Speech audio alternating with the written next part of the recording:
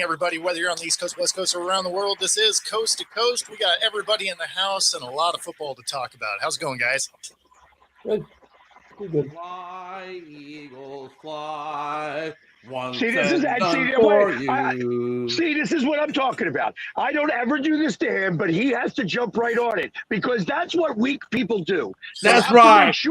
They have to make sure that they feel better about themselves. And I feel great. You know what? I feel Dallas great about still myself. sucks and hasn't played a game and not going to play a game until after we do. Yes, we still suck. I agree. No disagreement. And yes, it is a great deal. It is a great day for me. It is an absolute beautiful day. And Pat, just so you know, look, Cowboys fans, you don't think we get it all the time? Like everyone in my DM, come on, man. But Pat, you're a tough guy. You're an Eagles guy. You're tough. But do I do that to you? But I'm not you, Pat. You're But do I do that to you? Okay. No, I just want to make sure that we share a friendship and a bond of mutual respect, and I know where that stands. Hold on. Quick reply. Pags, I'm sorry I let you down. I feel terrible about myself. I'm gonna go cry to God about it. I'm gonna get right. Give me one more chance. Next time it happens, give me one more chance and let me redeem myself. Let me redeem myself. Jay, I love you. I love you, Jay. I love you too. I tell you, I wasn't loving you last night when that was the first text I got. I was fucking hot. I was absolutely hot. Well, let's talk about the games. Let's go in succession. We might as well do this the right way. Everybody's going to wait for what I got to say, and I got a lot to say. So. Yeah. So we'll go through them, kind of how they happened. Some of that was because we weren't sure if you were going to be here on time. So, but I figure we'll close this thing out with the Eagles. That being said, the Rams and Panthers, that became a good game. That first half, it sure looked like the Rams were going to run away with that thing. The Panthers hang around. They actually take the lead towards the end. And then Stafford decides to go ahead and lock up his MVP. Even though it's a regular season award, it's not like the voters don't watch the postseason. Yeah. And, collect his 50th game-winning drive and punch their ticket to the next round. So it was a fun game to watch, though. The first half wasn't, but the second half was pretty interesting. I agree. I didn't think that Carolina was out of it. That game kind of went very similar to the first game, at least the first half did, that Carolina was not very good in the first half, and then they came on strong in the second half of the Rams game, and that's when they kind of blew them out. Yeah. The Rams did what they didn't do last time. They were able to drive the ball. They just weren't able to get into the end zone. This time they were able to get into the end zone. So they learned from their mistakes. Yeah, I mean, just enough, because they did kind of let them back in, and they didn't take advantage of stuff that they had opportunities for in the first half, because they had some opportunities to really run that score up that they just couldn't capitalize on. Exactly. I really expected. I really thought I was going to see more of that run game in terms of efficiency out of Carolina. But I do know, and we all know, that the Rams have a great defense. Yes. But the fact that they couldn't get Chupa Hubbard or Dowdle going, really kind of hurt them. I thought it hurt them a little bit. And it's, man, I didn't see Carolina making it this close. I kind of thought maybe it might be a little bit more of a shootout on the Rams side. No, I thought this one would be a closer game. I thought Carolina would have the opportunity for the upset here. I didn't think would get it done. I thought the Rams would be able to cap it off, but sort of avenge that loss from 5 weeks ago. But I thought Carolina would be there. They just seemed to be a little bit of a matchup issue for the Rams for whatever reason. And they had history on their side, too, where every team that's ever hosted a playoff game with a losing record always made it to the divisional round. That is not true, actually. Who was the one that didn't? Who's the one that didn't make it? Because they showed that during the game that all the teams that entered the playoffs with a home game winning their division with a losing record. So this is the 5th time that this has been won with a losing record. Seattle was the first one. They won their first wild card game. Carolina did it the next time. They won their wild card game. Then it was Tampa Bay. They lost. Washington did it and lost. And now Carolina did it again. Maybe we were talking about Carolina could have been the first one to do it twice then. Yes. And of Maybe the that's 5 right. times, that same division has done it 3. So that lets you know that division is just trash and has been for a long time. But yeah, no, it has not been. They have not won the wild card every time. The first 2 times they did. The next 3 they have not. You do got to hand it to Dave Canales, though, because he's really developed Bryce Young in basically a year and a half compared to what he was. Because if you remember, Bryce Young got benched last year in week 5, sat for 3 weeks behind Andy Dalton, and then came back and actually played fairly well to end the season last year. And then he's just built on that this year. Yeah, I felt the same way because I thought when Bryce Young first came out, he was a little small on the small side, and I kind of felt like he was going to be like a Johnny Manziel. I thought he was just going to kind of fade out. But you're right, Canales has done a great job with him. He did pretty good, 264, a touch, and a pick. I mean, that's not bad, for him. First time in the playoffs, going against the best defense, probably one of the best defenses in the league.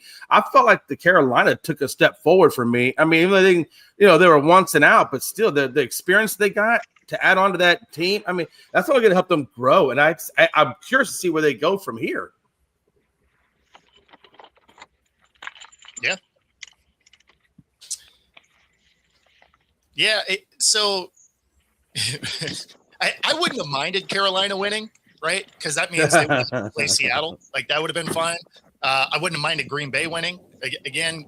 Now they got to play the Niners again. So that, realistically, now that you're looking at the NFC picture where 3 of the last 4 are all in the NFC West, it's going to be, divisional games to get to the Super Bowl, which is the NFC West Invitational. Yeah, kind of, right?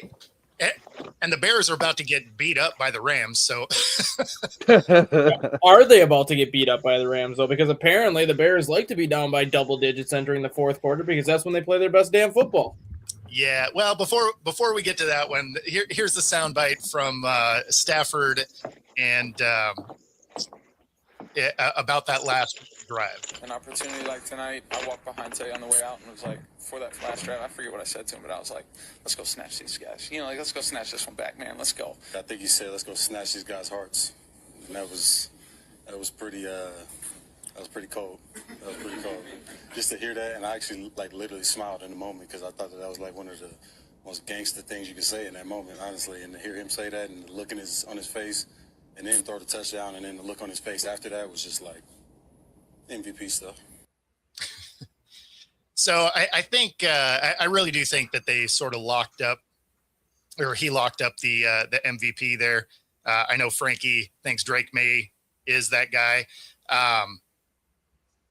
Even though, again, this is a regular season award, the stats go towards Stafford during the regular season anyway. But then if you look at this wild card game for both teams, Stafford locked this thing up. I mean, Devontae Adams almost got his head knocked off, too, in that game. Yeah, I mean, there was some real injuries over this weekend for sure. But yeah, I don't know. That Bears rebound against Green Bay, talk about the ultimate meltdown. They did it twice now in 3 weeks. Twice in 4 weeks they did it to the Packers. Yeah. And it's how they win games, right? It's how the Bears win games. But that being said, with LaFleur's contract being up this year, and it's kind of telling that they didn't do something with his contract prior to that anyway. According to my phone, about 10 minutes ago, before we went on, the Packers are currently working on an extension for LaFleur. They want him back, so he's not going anywhere. Oh. Yeah, so the fact that you haven't heard about any interviews,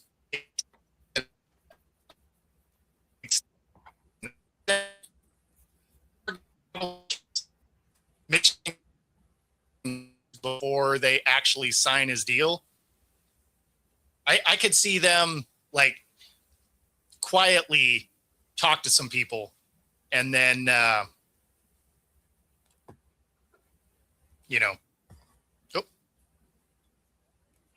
there he is. I could see them quietly talk to a few people and then sign the extension if they didn't go his way. There's only one coach I think they actually want to talk to, but I don't think they get an opportunity to talk to him depending on how his interviews go this week. John Harbaugh is the one they want to talk to because he has the Midwest ties. He has a lot of ties up in the Midwest area. But if his interview goes well with Miami and the Giants, they might not even have a chance to talk to him anyways. Yeah. And no, Rob, I don't think he does. No. I don't think he gets fired. I mean, he can't get fired anyways because contract's over. But well, his contract's through next year.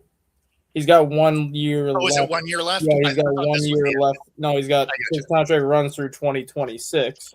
But they always made the case, like, do you bring LaFleur back knowing it's a lame duck year, or do you fire him before that or extend him? And now it looks like the Packers are going to extend him.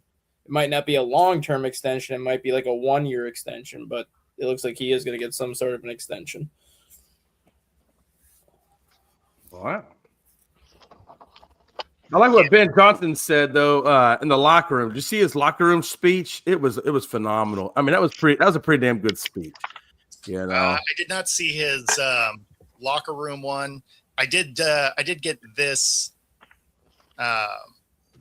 about people asking how they keep winning. So this is Ben Johnson after the game.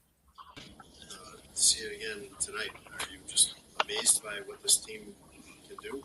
Yeah, I mean, I think it's our identity here at this point. And some people say it's not sustainable.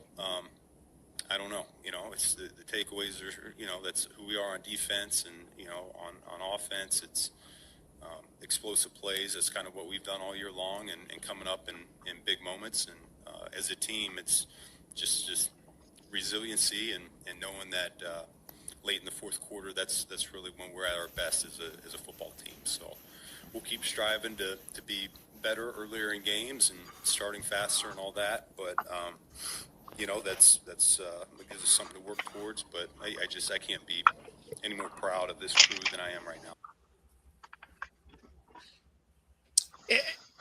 And they're not wrong. Like it's not sustainable. At some point, being down double digits every game is going to bite you, right? Like you can't play hero ball in the fourth quarter every game.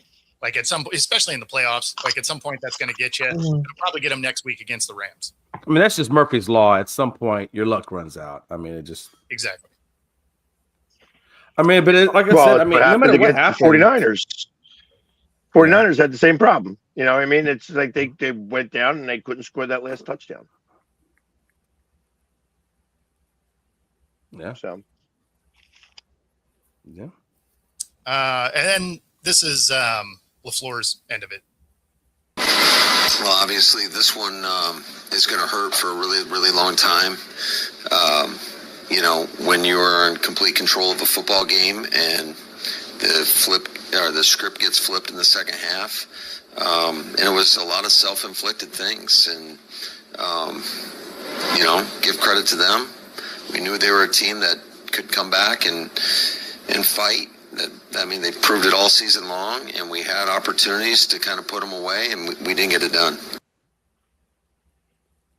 So the first thing, because of his choice of words that it did, was get every conspiracy nut be like, see, it's scripted. And it's like, oh, man, come on.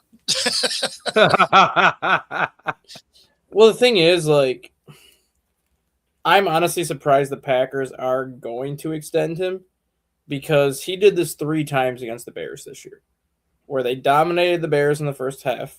I think the Bears scored a total of like 10 points in the 3 first halves of the game this year. Like, they haven't done anything against the Packers at all in the first half. All 3 games, they let the Bears come all the way back in the fourth quarter to tie it.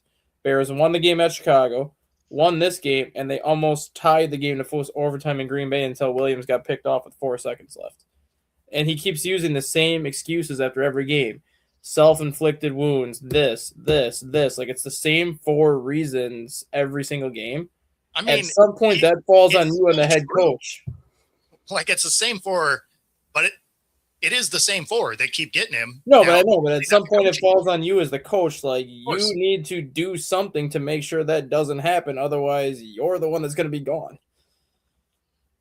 And I think he does make an impact, Rob. If he's there, obviously that Oh, does. yeah. Yeah.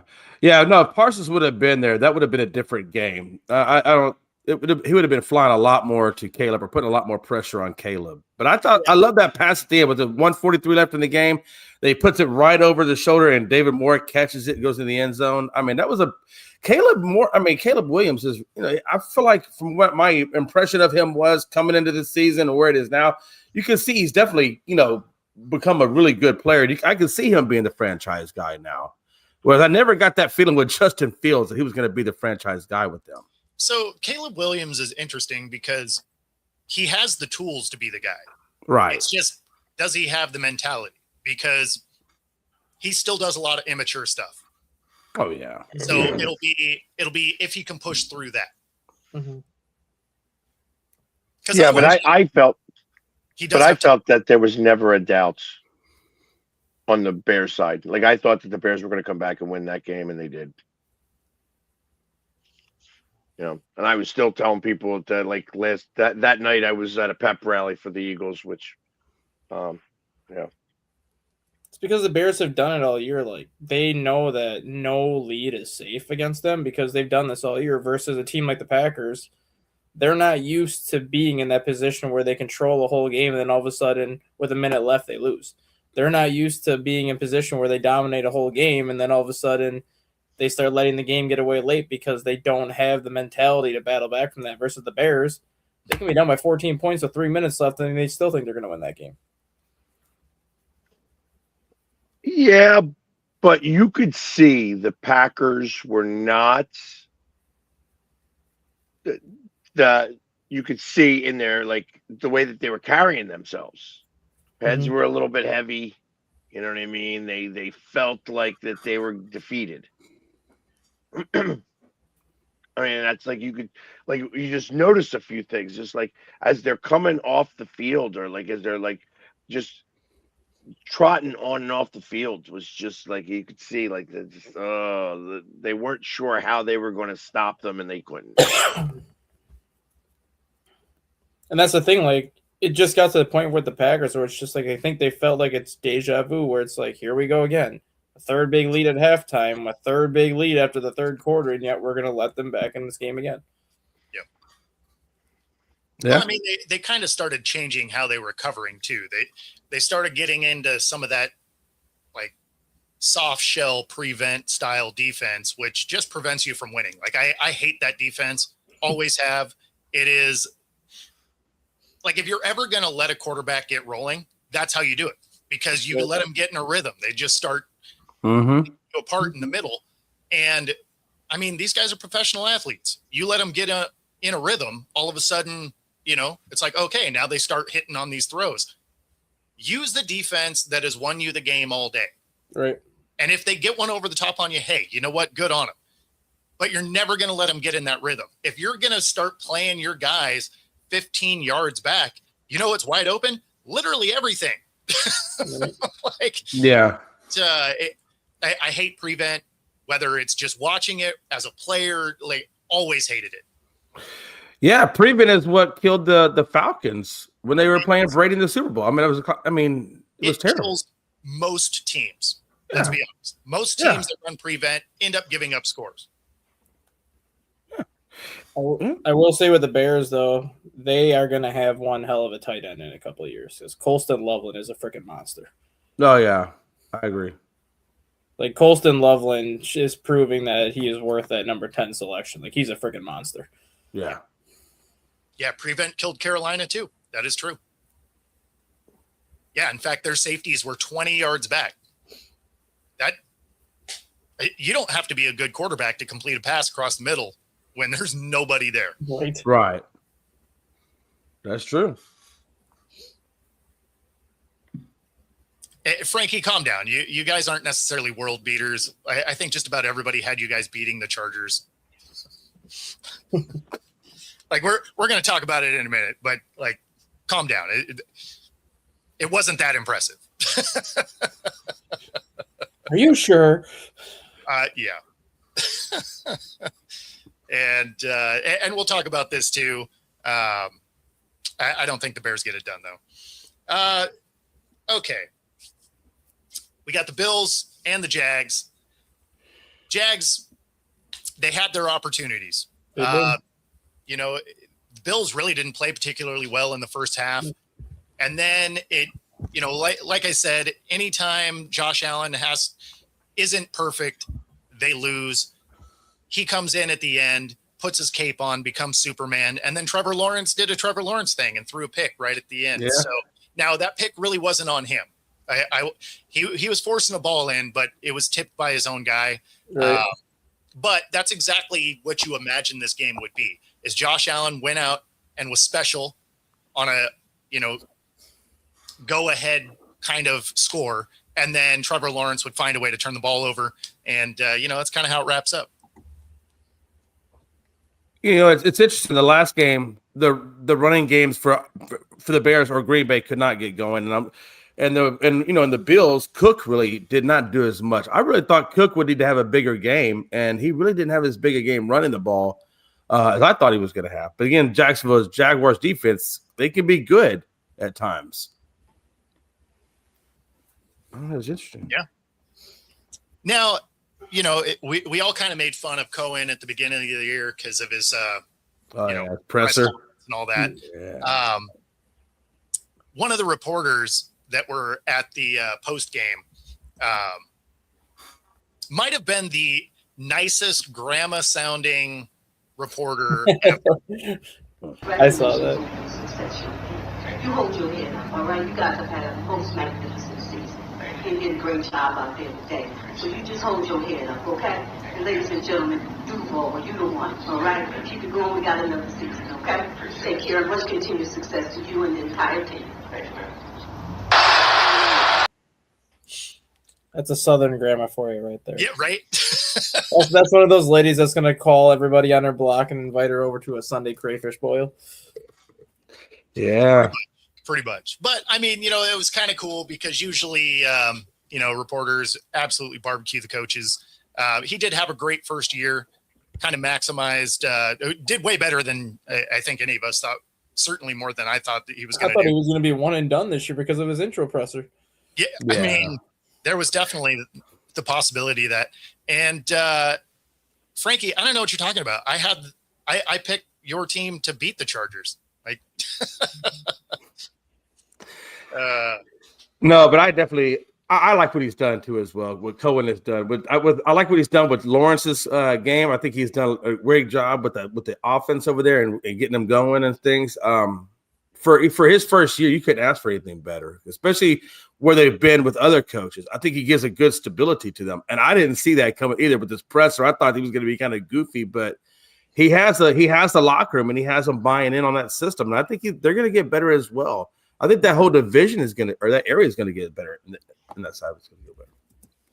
Yeah. I mean, I wouldn't go as far as saying the whole division gets better, but no. What I meant, I should say is Tampa. I feel like Tampa just had a lot of injuries. That was so much for them to overcome, I think. But I think Tampa and Carolina are going to get really, really good. And I think Jacksonville, Houston, and you got maybe so you got Jacksonville, Indianapolis, and Houston. I mean, the whole damn division is pretty solid now at that point. Tennessee's Tennessee, so you don't really, It is certainly getting better. Tennessee's not going to be good next year, but, depending on their coaching, who they hire for coaches and stuff, like it could at least be getting on the right track. Right. But, he's stressed because he knows the Eagles segment's coming. and he already wants to choke Jay out. I'm actually not stressed at all. So I'm listening to what you guys are saying. I mean, Buffalo game was the one game I wasn't really watching a lot of. I kind of thought that Jacksonville would choke. I did see the 15-yard tush push into the end zone, which was really funny to me. I'm like, did they just do a 15-yard tush push? I mean, it went forever. It's funny because it was the slowest play ever too. You're like, this play is still going. That was the definition of a rugby scrum. Like if you ever watch rugby, where they just go after the ball and they just keep pushing each other back and forth until someone emerges from the pile with it. Yes. Interesting. Jacksonville now goes on a 17 game away schedule next year. So oh yeah. And I disagree with your statement that I think that you think the NFC South is going to start to get better. The problem with the NFC South in general is that they have a hard time managing their rosters well enough.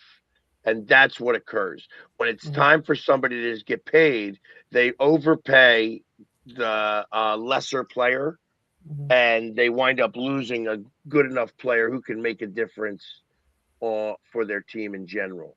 And that's been a common theme for all of those teams.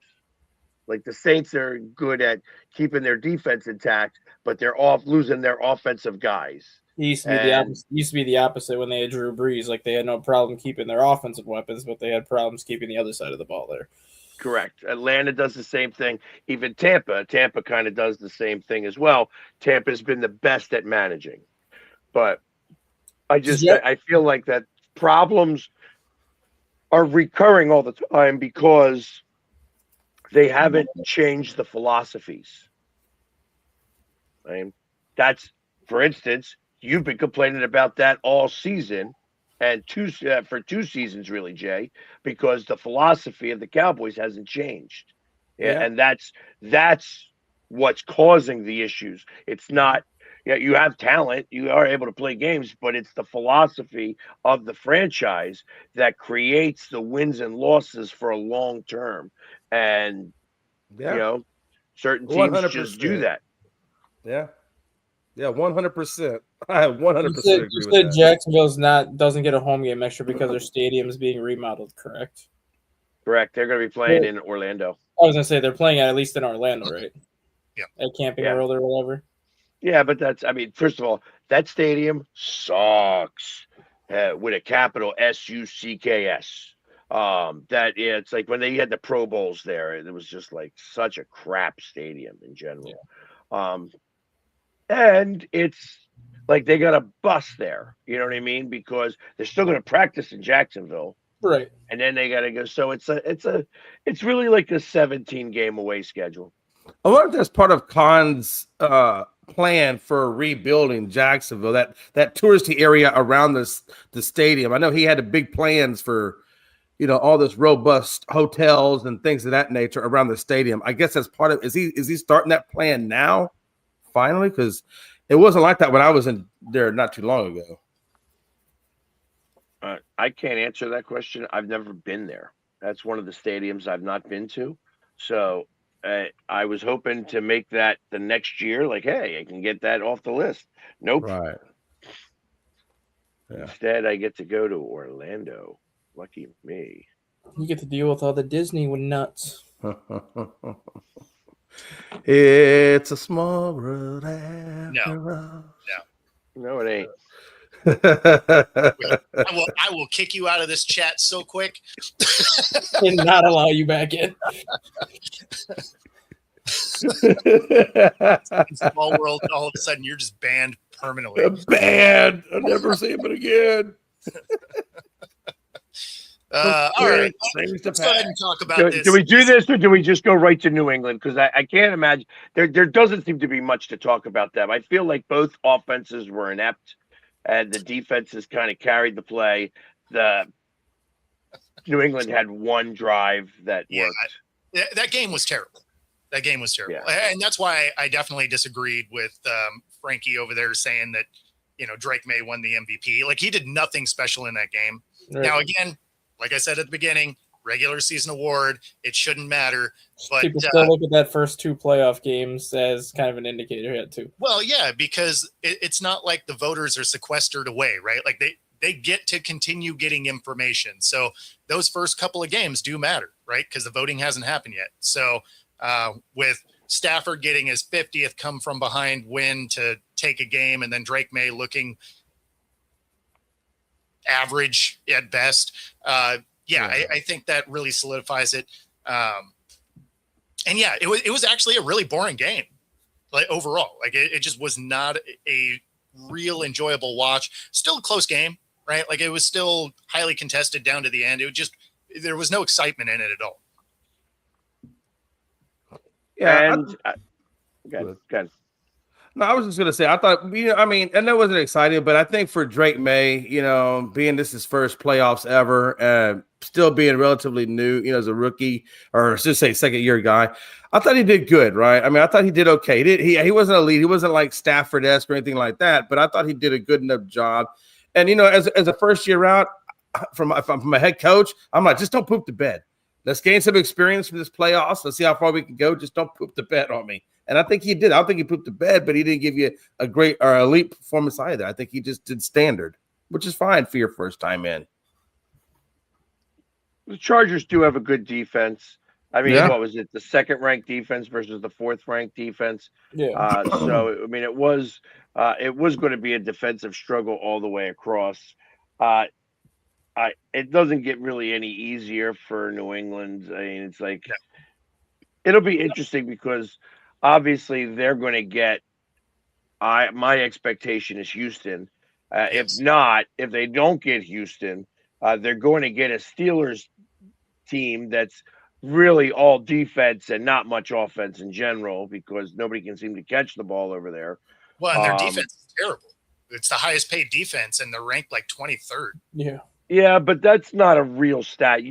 Over the last 3 games, their better. defense has been much, much better. I think it helps because TJ Watt's come back, and I think since TJ Watt has come back, that defense has kind of turned the corner a little bit because once Watt went down, their defense went with it real quick. Yeah, I mean, It's definitely trended better, certainly from the beginning of the season, but it's still not a great defense.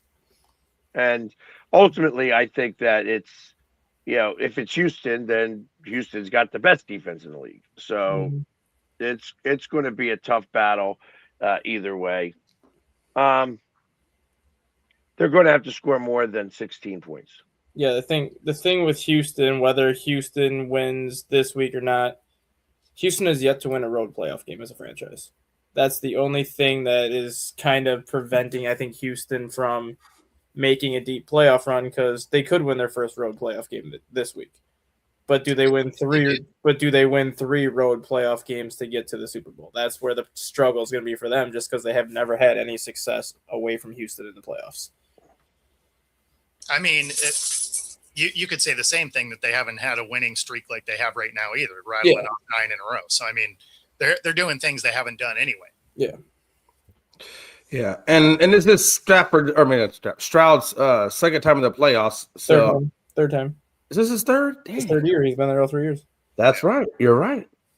So I mean, he's got some good playoff experience. So I mean, you're right. The defense is going to have to do their job. Woody Marks is going to have to go out there and do his job. Nico and so forth. But I like this team. I like the leadership on all 3 levels of defense between Anderson, Hunter, and Stingley. I think they're going to be a little bit too much, I think, for Pittsburgh. And I know Aaron Rodgers he's a great quarterback and all. He's got great IQ and all this kind of stuff. But he is 42 years old, and I'm wondering how he's going to hold up if he gets a couple of hard hits. We'll find out. I know. Hey, you know what I mean? Yeah, I think that end of it's going to be fine. I think they're just not a very good team. I think that's where they run into the issue. Like, he's going to be able to power through it. They're going to make it interesting. But at the end of the day, they're not a good team. So they probably lose this one to the Texans. And I got to imagine they'll probably put Stingley on Metcalf. And I'm curious to see if that happens, how that matchup works. I think Stingley's a hell of a good cornerback. But Metcalf is a physical runner. So they can put a paper bag on Metcalf right now, and that's not going to matter because he can't catch. Well, he's coming off of a couple of game suspension, right? So there's probably going to be a little bit of rust there. He doesn't run particularly great routes anyway. Besides, you saw him in the presser earlier this week, or last week, I should say, where he was ready to crash out against the media. So you mean to tell me that somebody chirping at him isn't going to set him off? Like he's going to cost them a drive doing some dumb stuff. No question. Right. Like he's going to get a 15-yard unsportsmanlike drive killing because I mean that he's good for that almost once a game. Yeah. Now they don't have that big wide receiver. Was it Washington? I think he's hurt, right? I don't think he's playing, right? I got to double check the injury report. I didn't look at that one yet this morning, but we got actually Steelers are really healthy on this. Mm-hmm. Like all of their guys that were on IR, but they don't have actually anybody different than their IR people on their injury report. So that's actually kind of amazing. Right. This season especially. Yeah. Texans have 4 of them coming back and then still 3 others that are questionable. None of the questionable ones am I too worried about except for Jamal Hill. He's got a calf injury. So that questionable means something, but there's a couple of guys with ankle injuries that, they'll just throw some extra tape on that and go. And then there are other 3 guys that were on their injury report, look like they're all playing. So. Yeah. That's all Frankie. Whatever. Hey, we didn't play. It's okay though. Hey, that means you didn't lose. There you go. We did not lose. Yeah, Moose. I mean, anything's possible, but I don't think they get it done tonight. Yeah. Okay, let's talk about this Eagles game because, that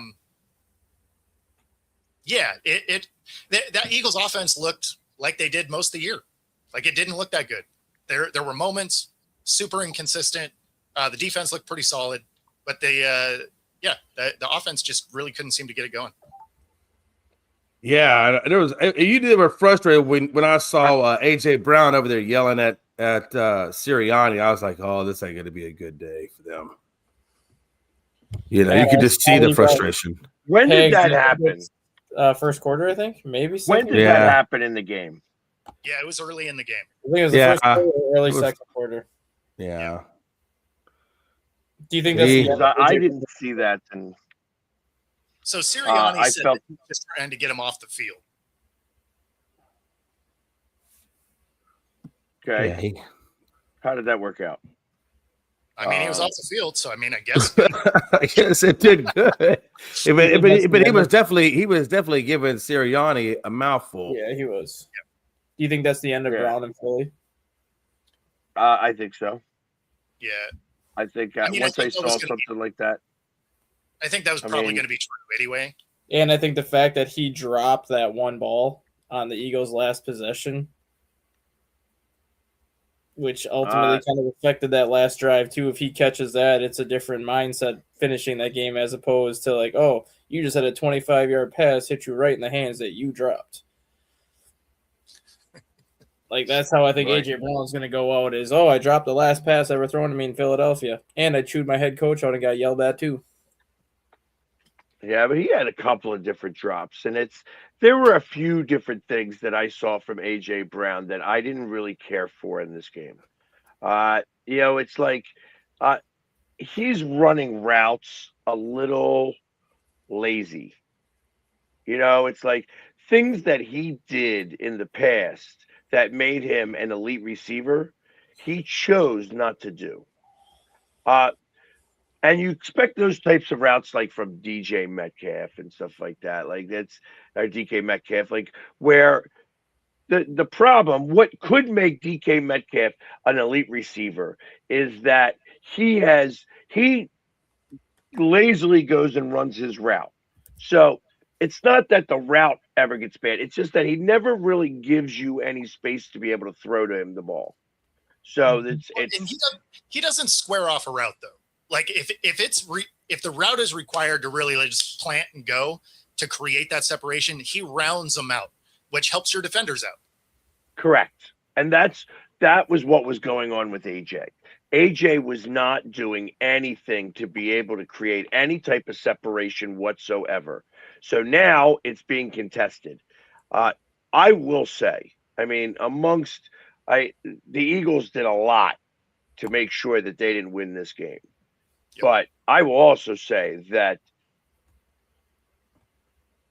this game, more than every other game, was so horribly officiated. It was so bad that the flag that they had to pick up on the touchdown was so blatant, like that they were trying to figure out a way not to give them that touchdown. That the one on they got a Jorgensen? phone call from New York saying, if you make this call, it's going to show that you guys are cheating. Right. It was so, like, how is it that it was 2 pass interference calls not called in the end zone? Listen, and I'm not an excuse maker. There was so much that the Eagles did that made that loss a real thing. But it was so blatant. We got 7 calls on us for like 65 yards. They got one call for that late hit. Speaking of refs, And the reason why it was a late hit was because he hit him in the helmet. Yeah.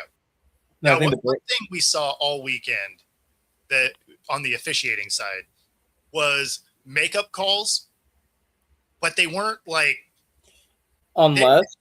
No. Like it was funny because you were getting makeup calls because they weren't calling stuff. Mm-hmm. But it's not like they were sneaky about it where they stuck it in like later in the game. It was literally a lot of them were the next play. Right. Where like it was just like, come on, guys. the only game where the officiating really didn't matter was Packers and Bears. So I think there was 3 total penalties in that game. Like that was the only game where there was like no flags being thrown at all. Yeah. So I guess that leads into it wasn't pass interference. He went after the ball.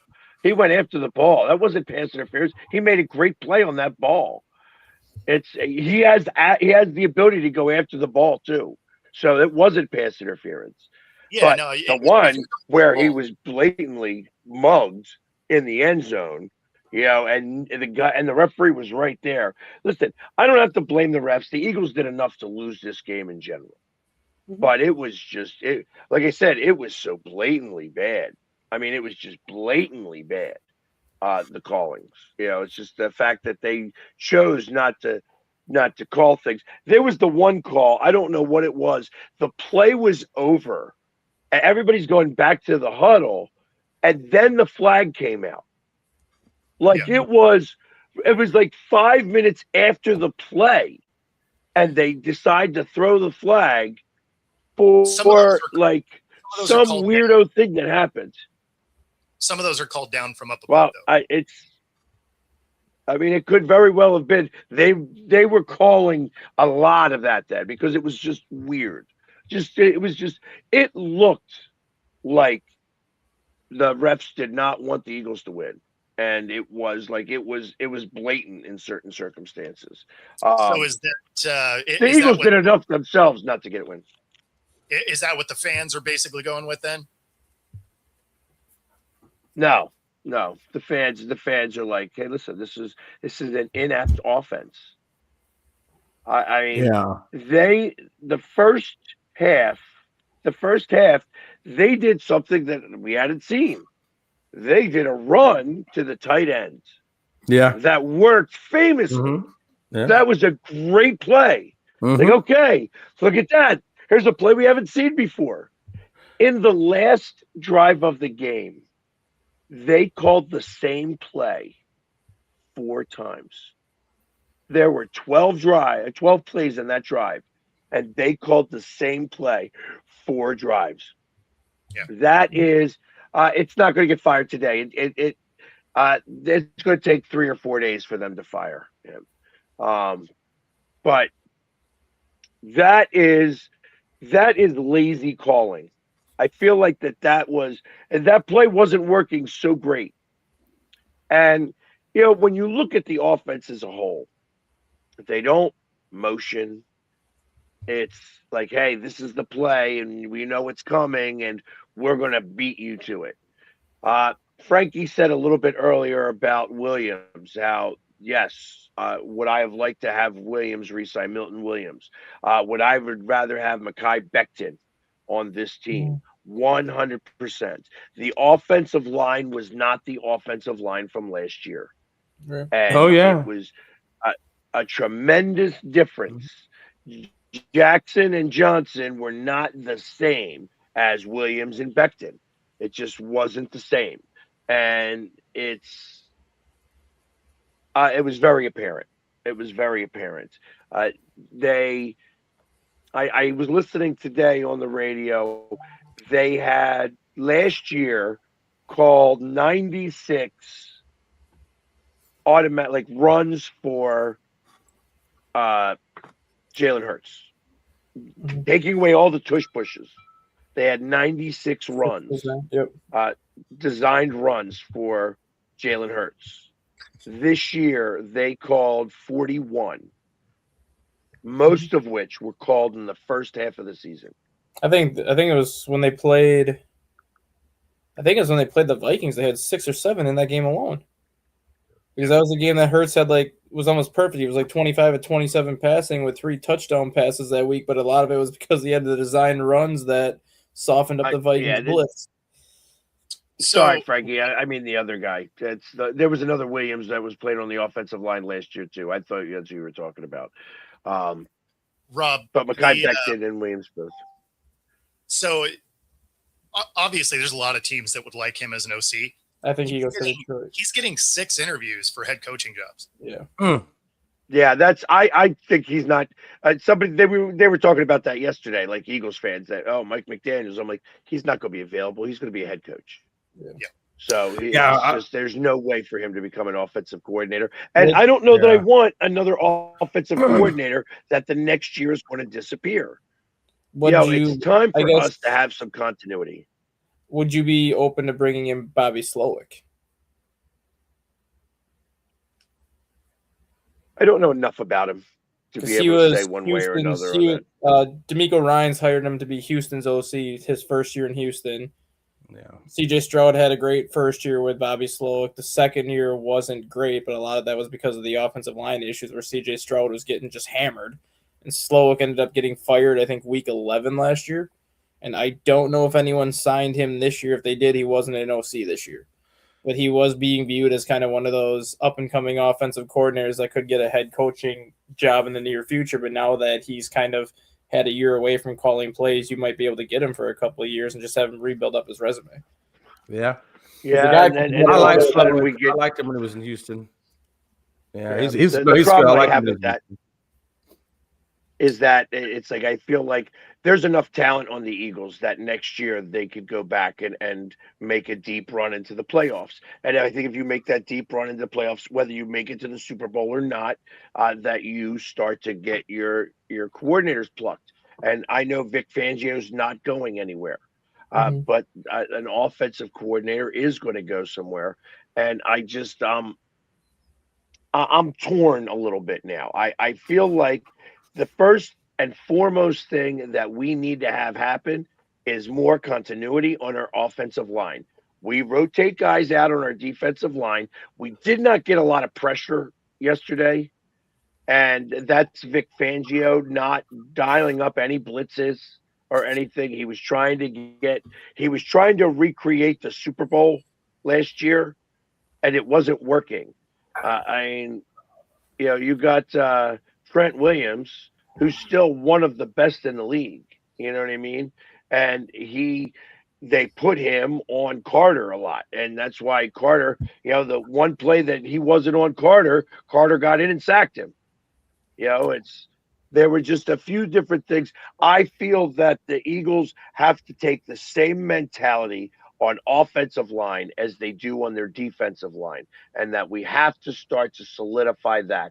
It's the trenches where it was lost in total. You can I can make whatever excuses I want about the refs and stuff like that, but there were a lot of penalties. Yeah. They did make a lot of mistakes. You know what I mean? You can't do that, but they just didn't have the same offensive line. His offensive line was banged up a lot. And they didn't have the guys behind them to be the Right. next man up and step up. Right. I'll tell you one thing though, that Jennings to McCaffrey pass, the touchdown that they got, man, that was nice. That was a really nice, well done play. I didn't know that guy could throw the ball that good. He got him a really nice shot in that end zone. I thought that was one of the big things. But and that was, I mean, it was a nice designed play. It was a very well designed play that did great. I saw him running and I'm like, damn, he's like kind of by himself there a little bit. And it was a lame duck ball. That ball was thrown very duckish, but he was thrown into the wind. You know what I mean? It was a tough play. And then of course we get the roughing the passer call on that. It wasn't like, it was such a weird call for that too. It was like either way, they were going to do whatever they could to get them into a scoring position, whether that touchdown counted or not. Because it wasn't like he was like 4 steps and hit him. It was it was within that 1 step. It wasn't a step and a half even. You know what I mean? They usually give a step and a half. But yeah, and that's why I picked the 49ers to beat you guys. I just felt like your offense, there was something not right about your offense.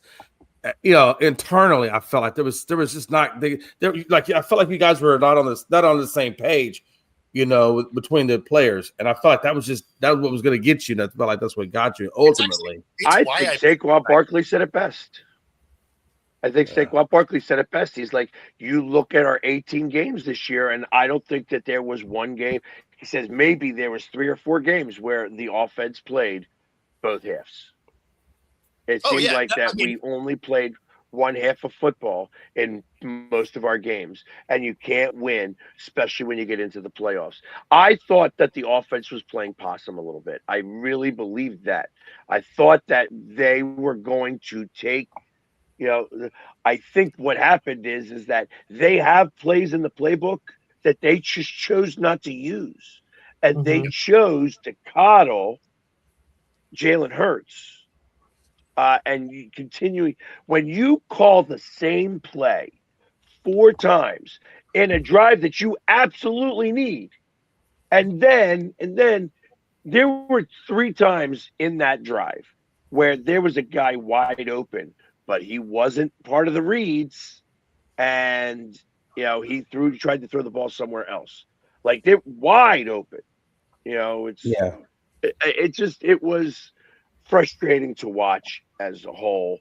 And then on top of that, all right, you got that 4th down play. You can tell that it's taking a long time to get the play in. They want to get this play right. But you got 3 timeouts and 47 seconds. If you don't use the timeout there, you at least get the ball back with 37 seconds. Yeah. Maybe. If they get a first down, they got to not get a first down. And the defense was holding pretty well. So, but you got to get that play off or take a 5-yard penalty. Do not call timeout there. Right. Because if you miss it, then you get it. You know what I mean? You get the ball back. That's what it came down to. Even if you kick a field goal and then go to kick the ball again off, you got the 3 timeouts and you get it back with 20 seconds left, 15 seconds left. Anything else other than having to call that timeout, I think it was poor mismanagement. I think that they just, at the end of the game, they were flabbergasted on what to do because they were down and they knew it. And I had turned at one point and I'm like, I'm just not feeling good. I feel like whatever's happening here, that everything is working against the Eagles here, and that it was like the true definition of quicksand there. So, when you guys go to the draft or free agency, getting ready for next season, what do you want to see your team invest in? What position would you like to see them upgrade? Yeah, of course. Offensive line. The same way we always do. I want the trenches. I want our trenches solidified, which means that, Davis is going to be assigned one way or another. He's got to get re-signed. I think he was the best out of the group. Jalen Carter is going to be coming up, and he's got to. I think he was hurt a lot of the season. He wasn't the same player as he was last year. But I feel like Brandon Graham's going to come back. So I think the defensive line is really good, but I feel like that we have to start to strengthen our offensive line in ways that we haven't in a while. And I feel that Johnson's probably got 1 year left before he retires. I feel that the way that they were not helping Jordan Mailata, that they left him out there on an island a lot, and he was getting beat a little bit more this year. And he was talking about, like, you watch him walk off the field at the end of games, and he hobbles off the field a little bit. So he's been hurt a lot of the season. I feel like you have the same problem. It's not Kelsey. So we never knew when Kelsey was hurt. So when you have, Cam out there, who is a good player, and probably played one of his better games, but he was hurt. You could tell he's hurt. And then Dickerson's hurt. You know what I mean? And then to lose a guy like Mekhi Becton and Williams, who would be the ones that would go in and out all the time, it was just too much of a loss. It was just too much. And that's what I need to have strengthened. I think that our wide receivers, even without A.J. Brown, are good enough. I think that we could trade A.J. Brown. I would love to trade A.J. Brown as a 1-for-1, maybe even send a 4th-round pick or a 5th-round pick for Max Crosby. I think that would end one of the problems that I'm trying to solidify. And, then you can start going after wide receivers in the draft. But my 1st-round pick, I'm still picking an offensive lineman. I don't think you need to go wide receiver. I think our wide receivers are good enough, even without A.J. Brown. Well, I mean, and you could see that because he wasn't that involved anyway. Right. How many years does A.J. Brown have left on his contract? He's got 1 year? Next year's the last year, I believe. Then I definitely trade him for picks or whatever you can get, and then look for your wide receiver. No, he's 26 and 27. I think he's got 2 years. Isn't 27 an option? Yeah, I think he's signed to the end of 2027. I think 2026 is the only year that he's under contract. I think 2027 is the option. But I can't remember if it's a team or a player option. So send him to New England and get some picks, and then just get you another wideout out of that. I mean, that contract isn't so ridiculous. It's not as ridiculous now. Yeah. Yeah, I mean, and you can find wideouts. That's the thing, is you're seeing guys so much more consistently fast than 20 years ago. So you don't you don't have the combine where there's 2 4-3 guys, almost 10 or 12 of them run a 4-3 at this point. And you got guys close to the 4-2. I mean, these guys are fast. So you don't necessarily have to invest in the receivers that you used to. Okay. Agreed. Plus, he's dropping the ball a lot. So it makes you potentially move on from the guy. Right. That being said, that does get us to the top of the hour. If you're watching on YouTube, be sure to like and subscribe. Otherwise, we will get out of here. We'll see you tomorrow. Enjoy Monday Night Football, a interesting wild card Monday night. So take it easy, everybody.